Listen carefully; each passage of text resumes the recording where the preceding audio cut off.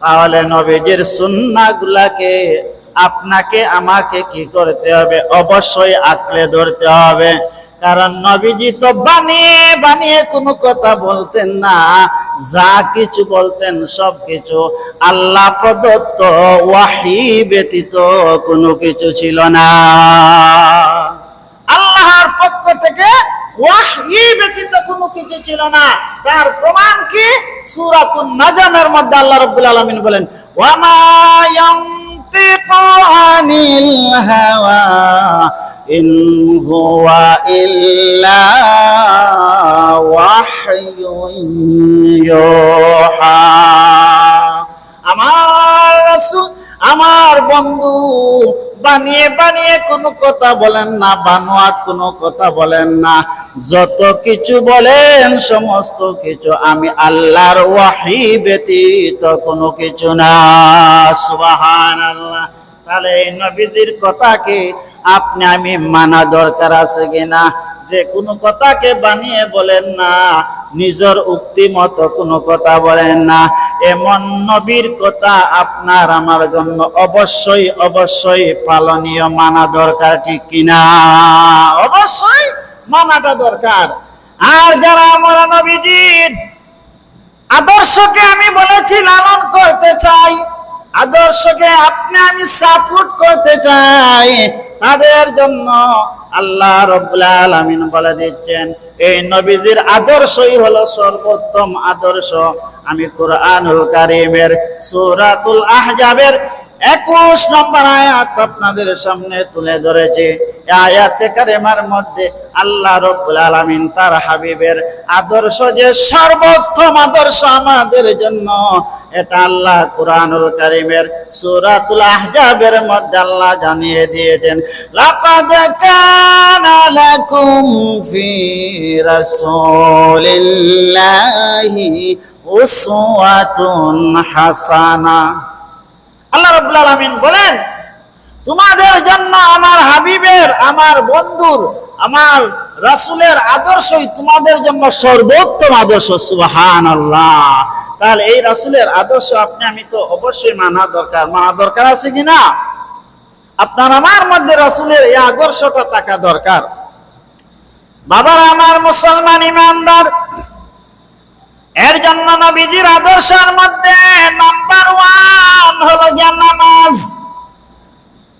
নবীজি নামাজ পড়েছেন কিনা?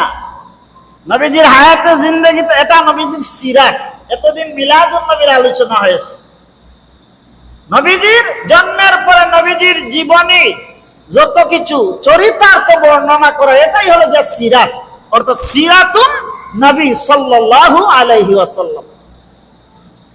বাবারা আমার মুসলমান ইমানদার, নবীজির এই আদর্শ কেমন আদর্শ ছিল একটু আপনি আমি ফলো করি। বাবারে, নবীজির আদর্শের মধ্যে নামাজ ছিল। নবীজি নামাজের জন্য কত না কষ্ট করেছেন। ইসলামের প্রথম ধাপে, প্রথম যুগে নবীজি যখন কি করেছেন, নবীজি যখন দ্বীনের দাওয়াত দিয়েছেন, ওই দ্বীনের দাওয়াত দিতে গিয়ে নবীজি টর্চারের শিকার হয়েছেন। নবীজি বিধর্মীদের কাছে আঘাতপ্রাপ্ত হয়েছেন। কিসের জন্য? নবীজি মানুষকে তাওহীদের মেসেজটা পৌঁছাতেন। নবীজি মানুষকে এই কালেমা শিক্ষা দিতেন, লা ইলাহা ইল্লাল্লাহু মুহাম্মাদুর রাসূলুল্লাহ সাল্লাল্লাহু আলাইহি সাল্লাম। এটা যখন বলতেন, এরপরে নবীজি বলতেন যে তোমরা কি করো? এক আল্লাহকে বিশ্বাস করো, আল্লাহ ছাড়া কোনো ইলাহ নাই, আর আমি মুহাম্মদুর রাসূলুল্লাহ সাল্লাল্লাহু আলাইহি ওয়াসাল্লাম হলাম আল্লাহর প্রেরিত বান্দা বা রাসূল বা বান্দা। এই কথা বলতেন। আর মানুষকে যখন লুকিয়ে লুকিয়ে চুপে চুপে, প্রথম অবস্থায় আল্লাহ রাসূল কি করতেন না?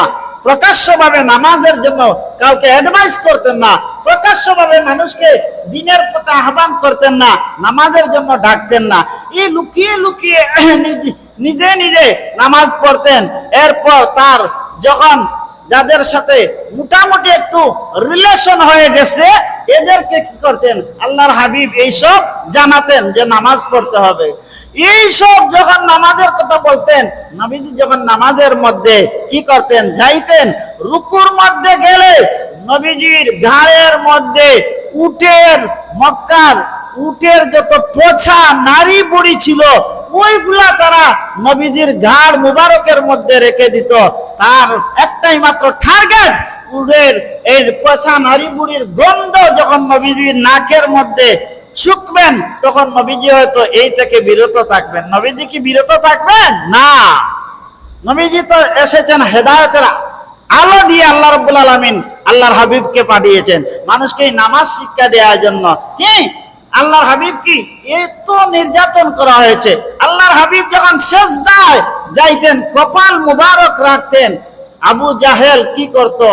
ওই কুচক্রী দুষ্ট আবু জাহেল নবীজির কপাল মুবারককে যে জায়গায় সেজদা দিবেন সেই জায়গায় ছোট্ট ছোট্ট কষ্টি পাথর, ছোট ছোট পাথর রাখতো, যাতে নবীজির কপাল মুবারকের মধ্যে আঘাত প্রাপ্ত হয়ে নবীজি নামাজ থেকে রিটার্ন হয়ে যান। নাউজুবিল্লাহ।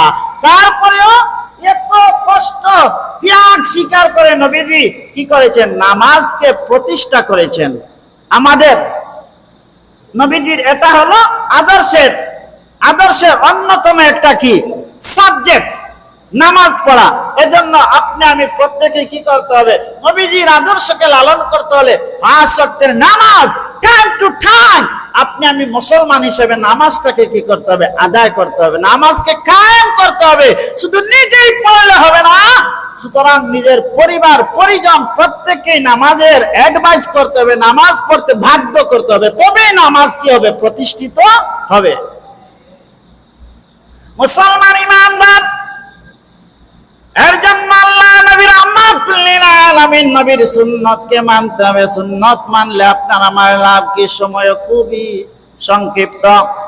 সুন্নত মানলে লাভ কি? যে হাদিসখানা আমি পড়েছি, সুন্নত মানলে আপনার আমার লাভ কি? সুন্নত কে আঁকড়ে ধরলে আপনার আমার ফায়দা কি? ফায়দা হলো আল্লাহ হাবিব রাহমাতুল লিল আলামিন নবী ইরশাদ করেন, মান আহাব্বা সুন্নতি ফাকাদ আহাব্বানি। আল্লাহ নবী রাহমাতুল লিল আলামিন নবী ইরশাদ করেন, মান আহাব্বানি, যে কি করলো? আল্লাহ রাব্বুল আলামিনের হাবিব বললেন মান আহাব্বানি, যে কি করলো? মান আহাব্বানি সুন্নতি, মান আহাব্বা সুন্নতি, যে আমার সুন্নতকে আহাব্বা অর্থাৎ ভালোবাসলো, মহব্বত করলো, ফাকাদ আহাব্বানি, সে যেন আমি নবীকে মহব্বত করলো। সুবহানাল্লাহ। মান আহাব্বা সুন্নতি ফাকাদ আহাব্বানি, যে আমার সুন্নতকে ভালোবাসলো, এই ভালোবাসা অর্থাৎ সুন্নতকে আঁকড়ে ধরলো, ফাকাদ আহাব্বানি, আল্লাহর হাবিব বলেন সে যেন আমি নবীকে মহব্বত করলো। সুবহানাল্লাহ।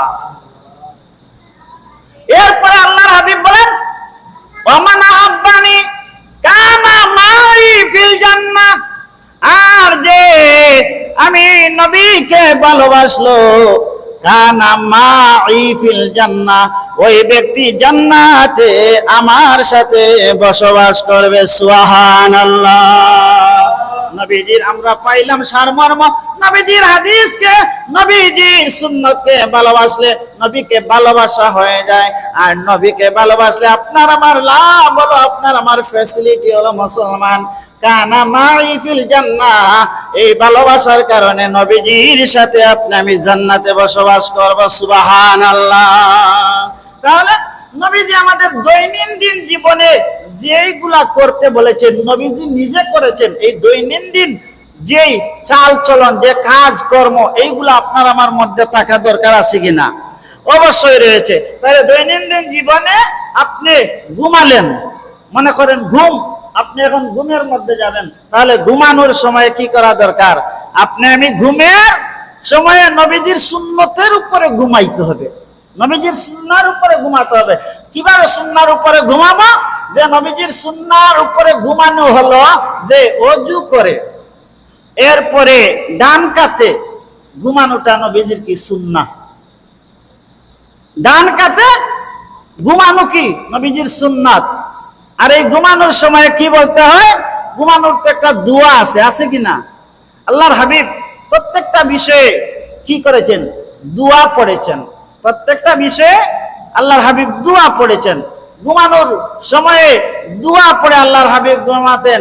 আল্লাহুম্মা বিসমিকা আমুতু আহইয়া, আল্লাহুম্মা বিসমিকা আমুতু আহইয়া, আল্লাহুম্মা, হে আল্লাহ, আপনার নামে আমি শয়ন করছি, বিসমিকা, আপনার নামে শয়ন করছি অর্থাৎ ঘুমাচ্ছি, আমুতু আহইয়া, এবং আপনারই অনুগ্রহে পুনরায় জাগ্রত হব।